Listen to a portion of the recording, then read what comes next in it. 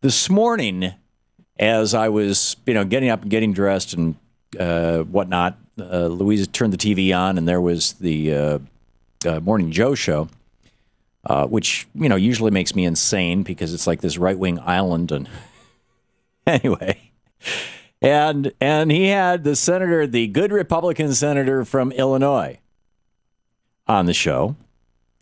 And this was one of those scream at the TV moments, and Jacob caught it as well. In fact, he grabbed the clip, and I just have to share this with you. This is what Senator Kirk had to say about our current deficit. Now, keep in mind, at the end of World War II, we had a deficit that it was 126% of GDP. In other words, it was bigger than the entire gross domestic product of the United States. Right now, we have a deficit that's about 90% of GDP. So we're not as bad off if debt or deficits are a big deal. We're nowhere near as bad off as we were after World War II. So here's what the Republican congressman from Illinois had to say about this. We had a tremendous deficit like this right after World War II. And because we had fiscally conservative leaders, we paid off those huge World War II deficits, unlocked the economy that became the superpower called the United States of America. Because we had fiscally conservative leaders. Now, I just have to, these guys, these Republicans, they rewrote successfully. I mean, they spent hundreds of millions of dollars on it, but they successfully rewrote the history of Ronald Reagan's presidency, which, in my opinion, was one of the most failed presidencies in the history of the United States. More of his senior officials went to prison than any other president in history, or were convicted of high crimes. It was arguably the most corrupt of all presidencies.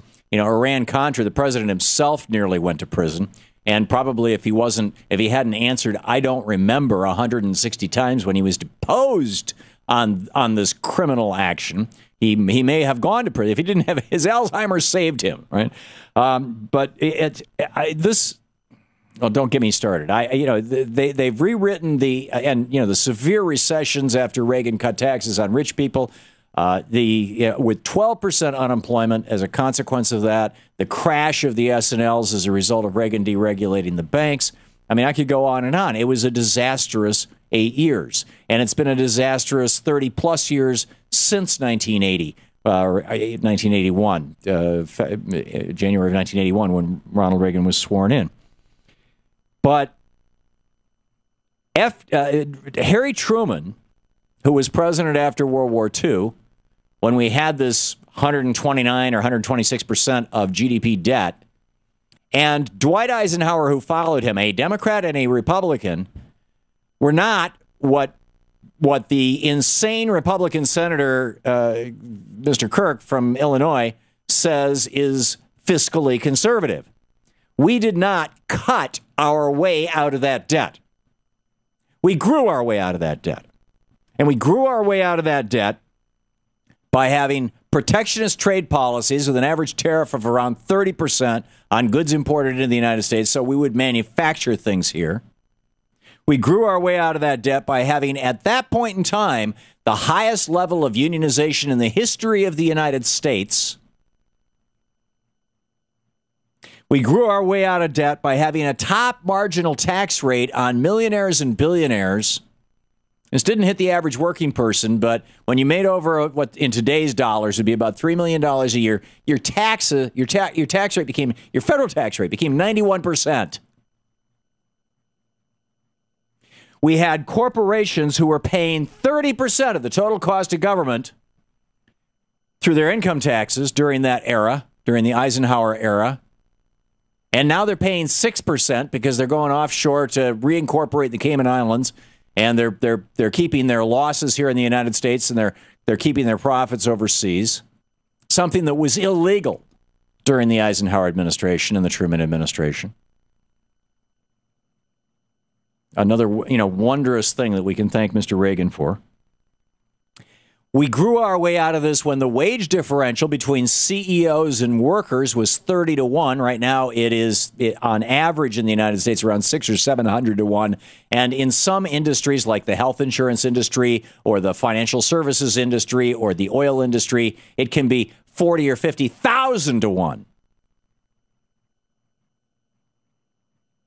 And we grew our way out of that horrible debt that we ended up after World War II, where we basically just took all of our national resources and threw them into defeating Tojo and Hitler. We grew our way out of that by Harry Truman and Dwight Eisenhower throwing money, federal money, like there was no tomorrow, at the Eisenhower National Highway System, at schools. We were building schools like crazy in the 1950s. At major energy infrastructure projects like dams and bridges. We electrified the rural parts of the United States because in those places where electricity was provided by private corporations, it wasn't profitable to take electricity into rural areas. So FDR created the REA, which was still in existence after World War II, the Rural Electrification Administration. The federal government said, okay, if you guys won't pay to put electricity into people's homes, we will. And then when telephones became popular, there was the Rural Telephony Administration, the RTA. We should have that right now for broadband. One of my brothers lives in rural Michigan and has to deal with this horrible DSL line. I think he's at the end of the line. It's hard to download anything of any substance. That shouldn't be in America. You look at all of the developed countries in the world, and we're like, in the middle to the bottom in terms of quality of high-speed broadband available in terms of, the percentage of people available to it. So, we should be doing an RBA, Rural Broadband Administration. I mean, these presidents, Truman and Eisenhower, grew us out of a 129% of GDP debt.